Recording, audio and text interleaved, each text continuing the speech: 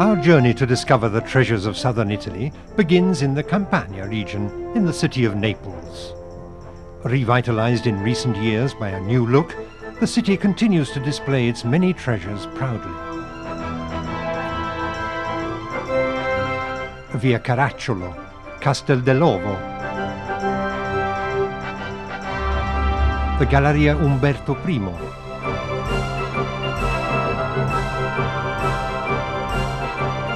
Piazza del Plebiscito, flanked by the massive bulk of the Palazzo Reale, or the Royal Palace.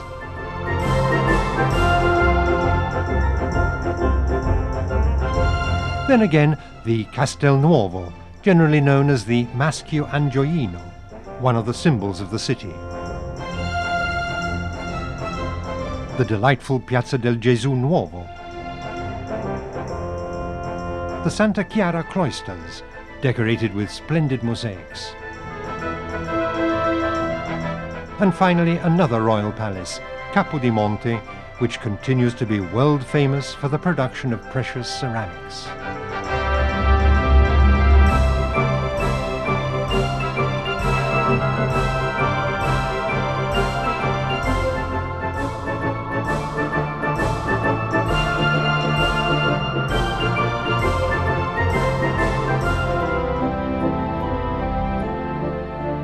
Moving away from the city, following the gentle curve of the bay, we come to more splendors. Here we are in Sorrento, whose cliffs and mild climate continue to attract millions of visitors.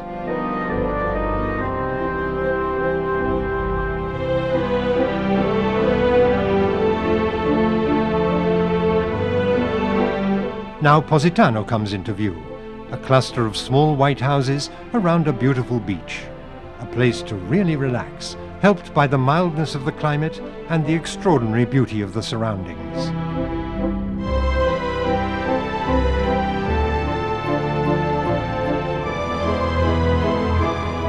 Now we move on to Amalfi, the ancient maritime republic, birthplace of Flavio Gioia, who invented the magnetic compass. The fine cathedral was founded in the 10th century. Let's go on to Ravello, perched on a cliff plunging down into the sea. The town is famous for its handsome villas, which attracted even the melancholy Wagner. It was Villa Ruffolo that inspired the music to evoke the magic garden of Klingsor in his opera Parsifal.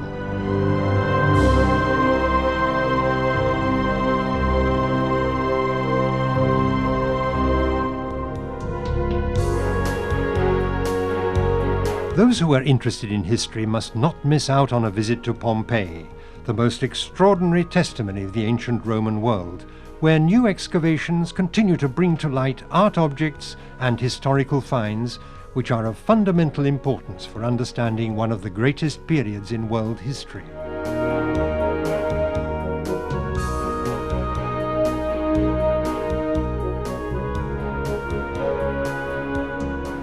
Another period, this time the world of ancient Greece, can be seen in Paestum, where the imposing Doric temples kindle our imagination with more splendors from the ancient world. And now a dark, smoke-wreathed place, the sulfur mines near Pozzuoli, which bring to mind ancient cataclysm caused by underground forces which are apparently dormant at present, but always threatening. Pozzuoli also enables us to see another side of the ancient Roman world, in the present-day town, which has important remains from the past. Then finally Cuma, one of the oldest Greek colonies in southern Italy, dating back to the 8th century BC, whose name is still linked to a famous shrine in antiquity, that of the Sibilla Cumana, Cuman Sibyl.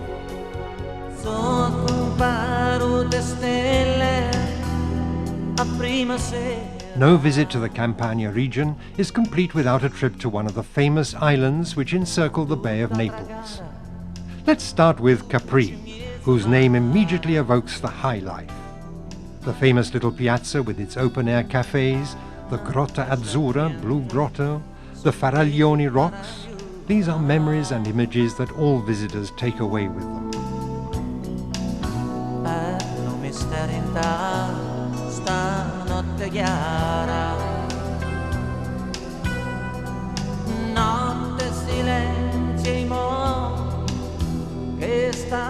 Perhaps the best way to visit the island is to get off the beaten track by walking around the town and its surroundings, which provides sights and views of incomparable beauty.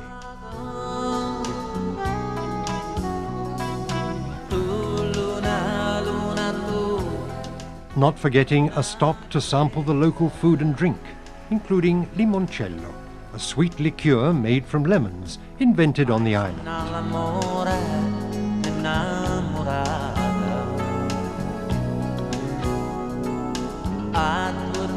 To round off the visit, we come to Anacapri, less worldly and brash, but which has some fascinating attractions, such as the villa of Axel Munthe, with its wonderful views encompassing the whole bay.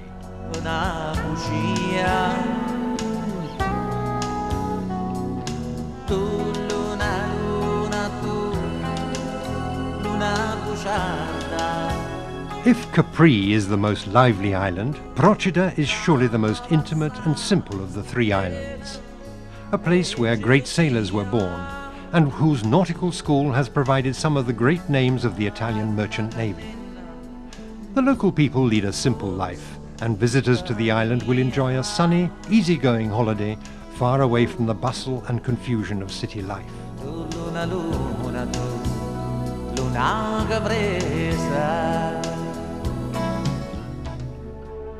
Finally, we come to Ischia, the largest island in the group, famous for its natural beauty and for its excellent thermal spas. The island's main town and harbour is Ischia Porto, with its shops, hotels and restaurants providing relaxation and entertainment for visitors of all ages.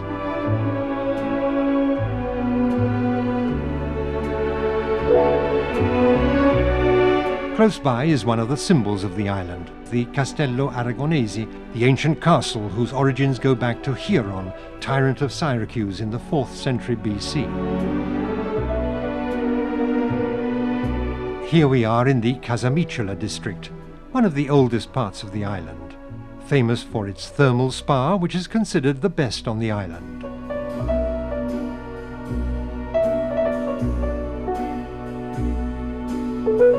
A little further on, and we come to Lacco Ameno, which has an unusual rock shaped like a mushroom, another of the island's symbols. Lacco is also the place where the first Greek colonizers landed. This period in the island's history is remembered in an interesting archaeological museum located in the crypt of the church of Santa Restituta, the patron saint of the island. Here is another enchanted corner of the island, the small bay of San Montano.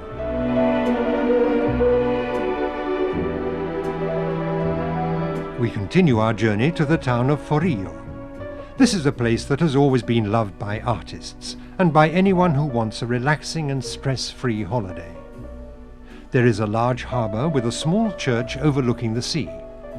This church, known as Soccorso or Help, is used by sailors seeking protection from the elements.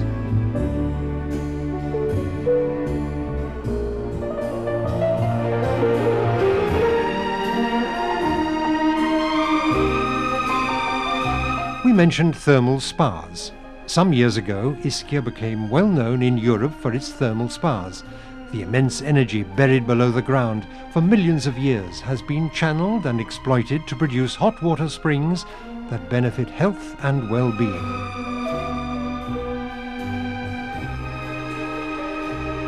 Without forgetting the special beauty treatment, which is available for people of all ages.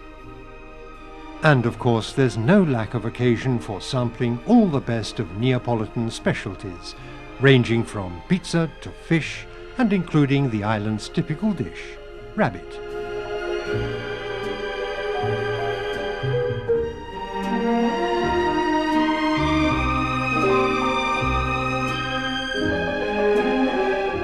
Our trip to the island of Ischia ends at Sant'Angelo, a wonderful fishing village laid out around an interesting little harbour. Cars are not allowed into the village, which has been turned into a pedestrian-only area. You can wander through the quiet streets and down to the beautiful little beaches, knowing that the memory of this unique holiday will stay with you forever.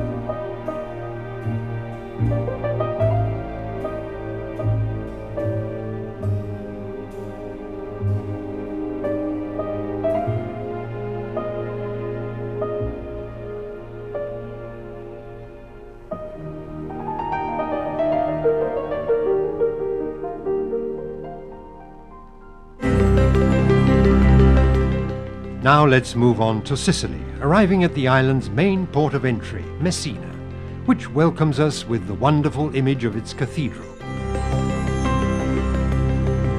Sicily is of exceptional importance in the history of art and archaeology, and is also unique for the beauty of its natural features. The island provides a host of occasions for very special holidays.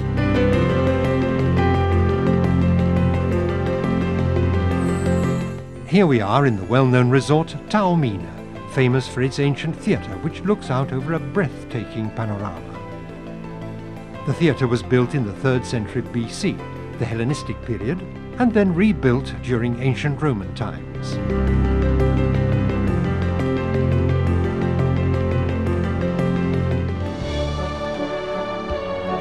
Now we move on to the Aeolian Islands, amongst the most fascinating in the whole Mediterranean area. 7 islands emerging from ancient volcanoes, rising from thousands of feet below the sea. In the past, they were famous for obsidian, a hard black stone used for cutting. Over the centuries, the islands were occupied by many colonizers, traces of whom can be seen in the small archaeological museum in Lipari.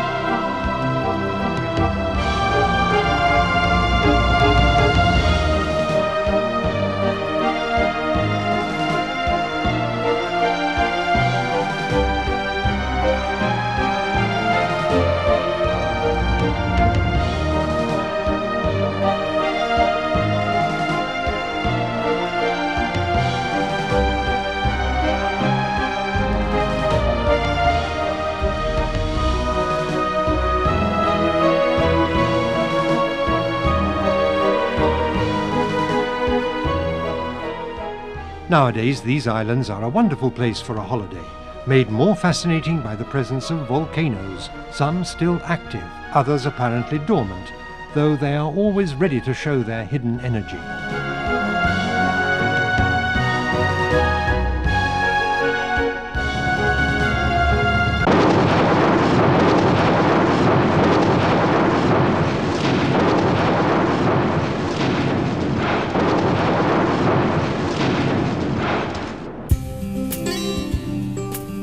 Sicily's main volcano is Etna, the largest in Europe, whose frequent eruptions are an awe-inspiring sight.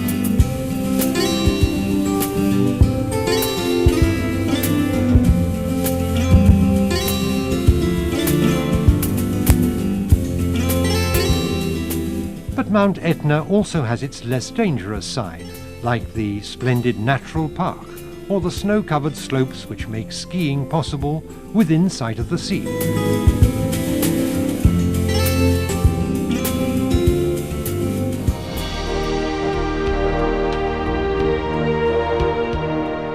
Now we move on to the south of the island, where history comes into its own. We are in Syracuse.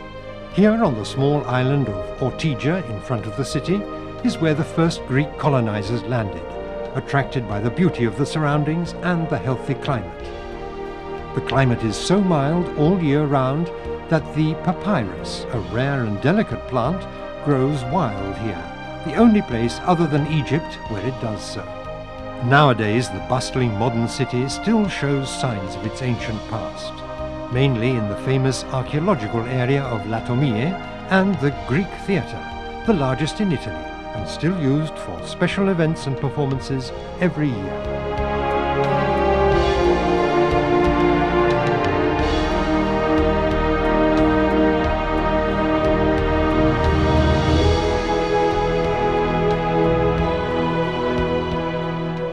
Now we are going inland to see an imposing Roman villa dating from the 3rd or 4th centuries.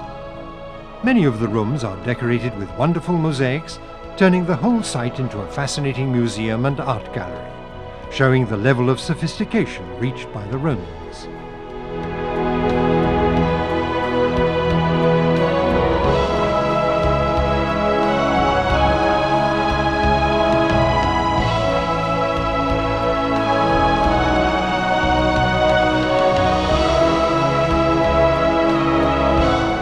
One of the best-known scenes is a mosaic showing a number of girls in scanty bathing costumes, forerunners of our present-day bikinis, which can be seen everywhere on Sicilian beaches in summertime.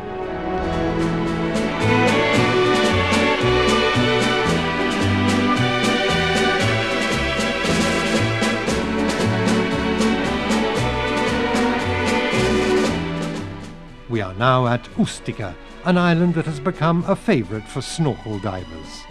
Once they had put aside their underwater guns, they were amongst the early supporters of the first Italian maritime park.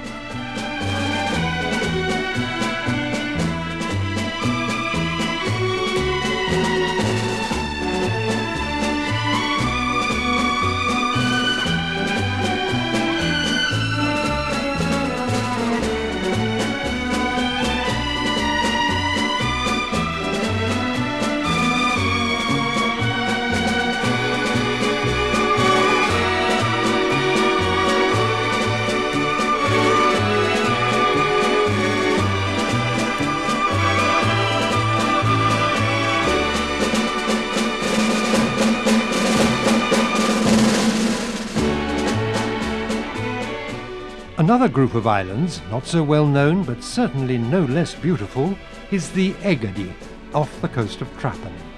Wonderful views and dazzling beaches with crystal clear sea.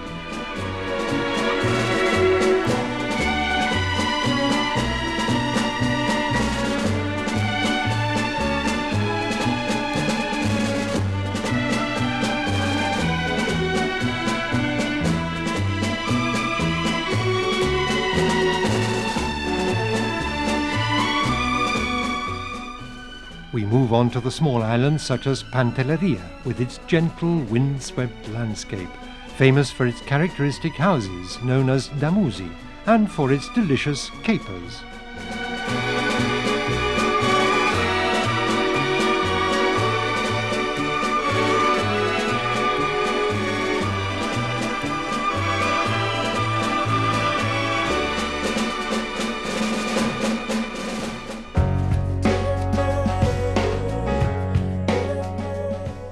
Then we come to Lampedusa, the most African of the Sicilian islands.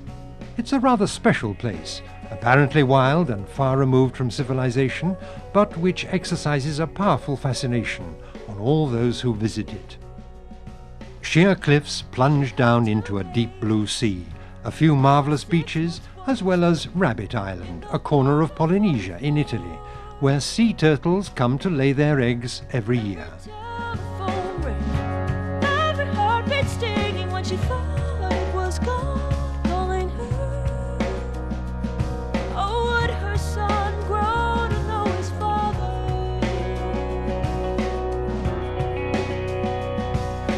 I don't want to wait for our lives to be over. I want to know right now, what will it be?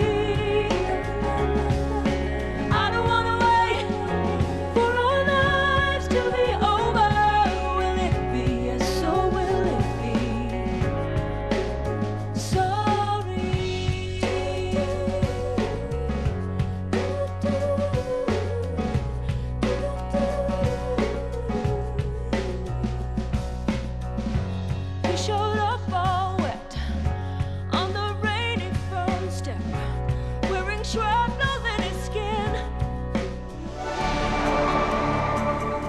But let's get back to the main island and its history. We are flying over Selinunte, which at the time of the alliance with the Carthaginians reached a level of unrivaled splendor.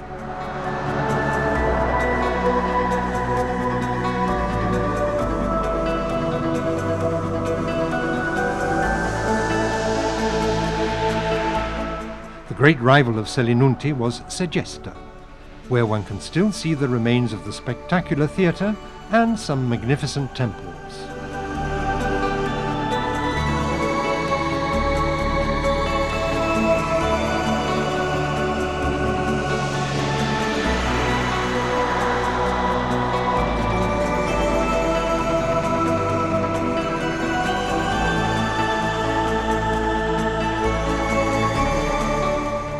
On the subject of temples, the most evocative site has to be Agrigento. It's not surprising that the Valley of the Temples is one of the most visited archaeological sites in the world. The marvelous temples are unique and are the reason why Sicily is one of the most important museums in the world.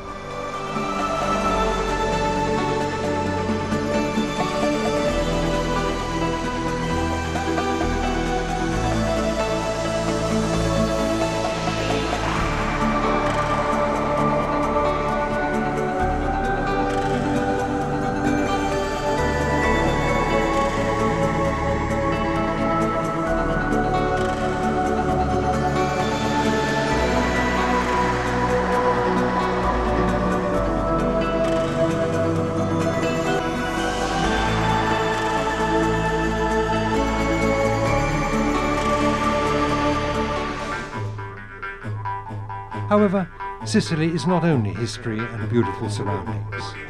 Sicilians themselves are every bit as interesting. Over the centuries, their island has been invaded and colonized by countless outsiders. In spite of this, they have always managed to keep up their strong cultural traditions, which can still be seen in the many local festivals, as well as in some of their unique traditions, such as the renowned puppet theatre. Angelica mia! No, è mia!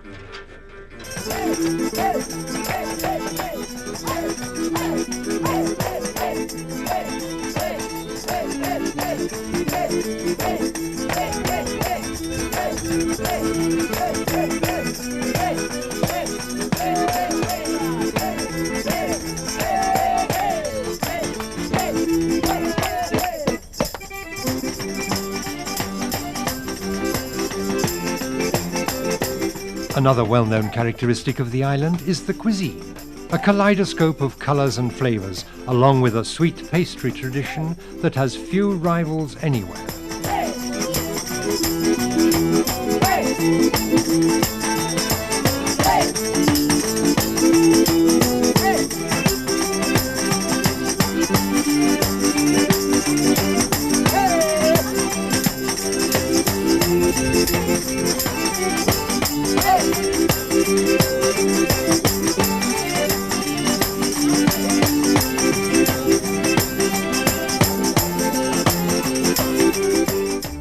Our journey continues through the fascinating landscape and the spectacular coastline. Now we come to San Vito lo Capo, a massive promontory jutting out into the crystal clear sea.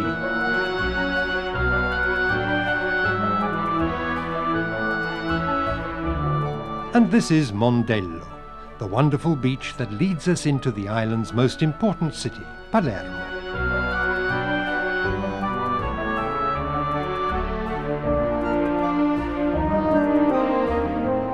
Here too, our visit to the city will be an occasion for looking back at the extraordinary historical events that have left such a deep mark on the city's architecture and art heritage. Here we can see Piazza Quattro Canti, the spectacular cathedral, the imposing Palazzo dei Normanni, the Norman Palace, which contains the beautiful Cappella Palatina, Palatine Chapel, a fine example of Norman art built by King Roger II in 1132.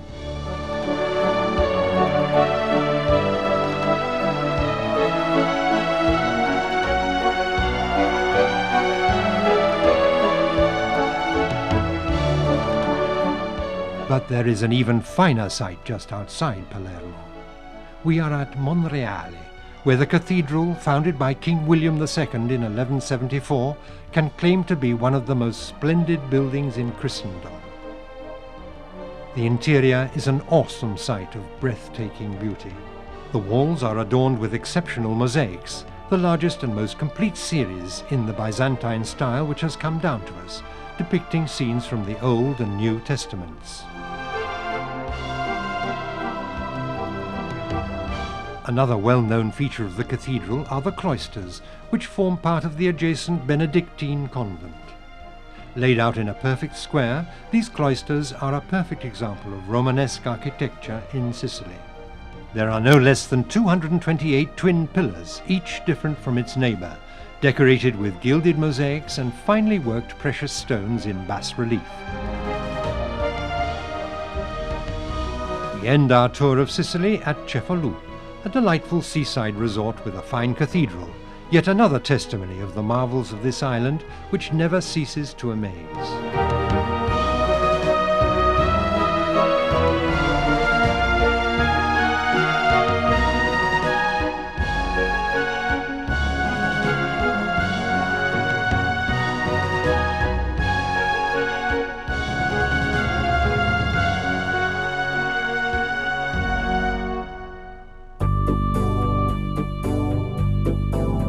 Now we move on to another region in the south of Italy, Puglia. It is a land of extraordinary beauty with a mild climate and many sights to enjoy. Taranto today is a busy modern city, heir to an ancient history. Over the centuries, its geographical position made it the centre of many great events.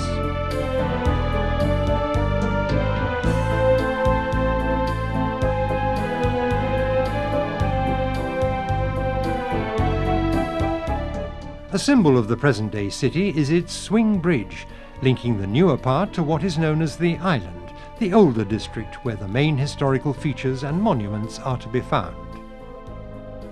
This is the splendid cathedral found in the 11th century and dedicated to the city's patron saint, Saint Cataldo. The crypt beneath the main altar is especially interesting, as is the beautiful chapel of the saint, adorned with statues and inlaid marble.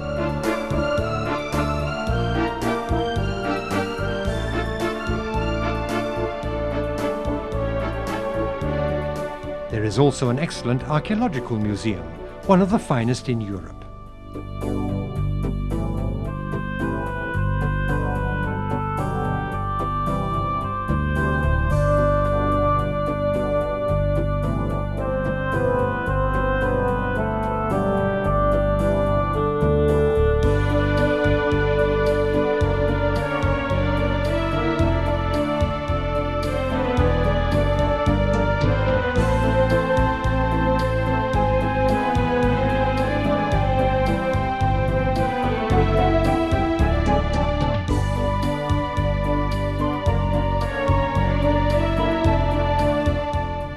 Moving further south, we come to Lecce, a city where the Baroque style reigns supreme. The local stone is particularly suitable for decorative work, and over the years, craftsmen have carved and sculpted the many complex shapes of Baroque architecture, creating an extraordinary panorama of colours and shapes which delight and dazzle the eye of the visitors.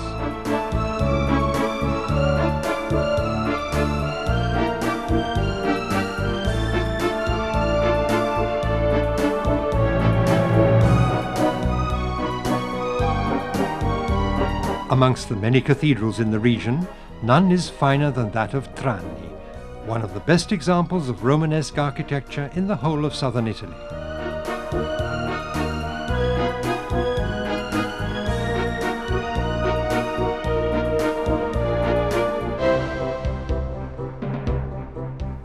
A major figure in the region's history is Frederick II, the emperor who left an indelible mark on the whole south of Italy. Amongst many other works, he erected a series of castles, each one at a distance of a day's march from the next. The best preserved, and most famous, is certainly Castel del Monte, dating from the early 13th century, which fittingly represents the ambitions of a ruler who, amongst many other achievements, also wrote a treatise on birds.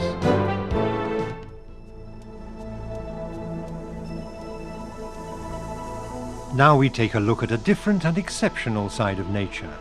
We are in the Grotte di Castellana, a labyrinth of caves discovered in 1938 by the speleologist Franco Anelli. The galleries, some of which are over 3 kilometers long, are an extraordinary sight, with their stalactites and stalagmites creating a surreal underground world.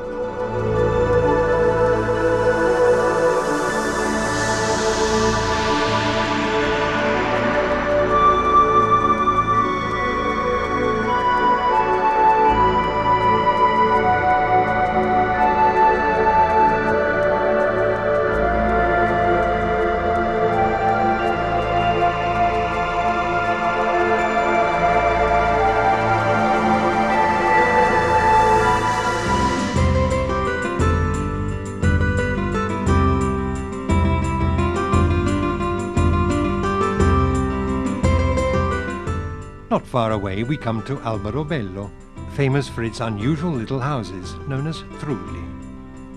The story is that they were built like this so that they could easily be dismantled whenever the tax collectors of the time threatened to pay a visit.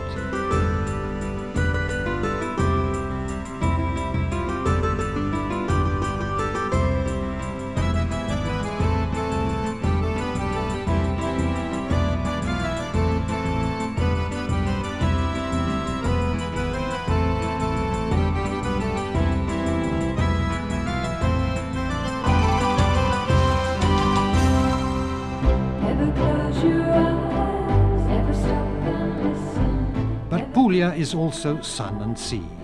Here is the Gargano promontory, known as the Spur of Italy, which has a host of interesting places to visit. Delightful seaside villages, magnificent woods and forests, as well as idyllic beaches. Let the day surround you. You don't need a reason. Let the rain go on and on.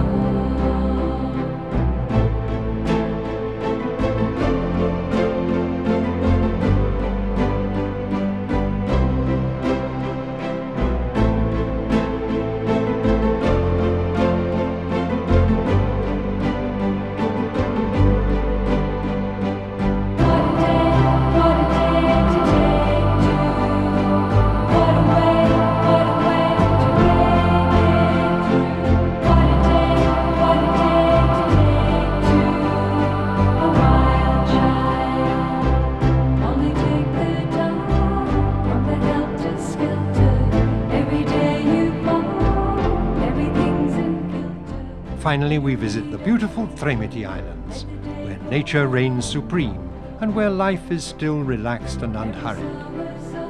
A fitting conclusion to our journey. So, have a great trip around our most beautiful south with Imperatore Travel.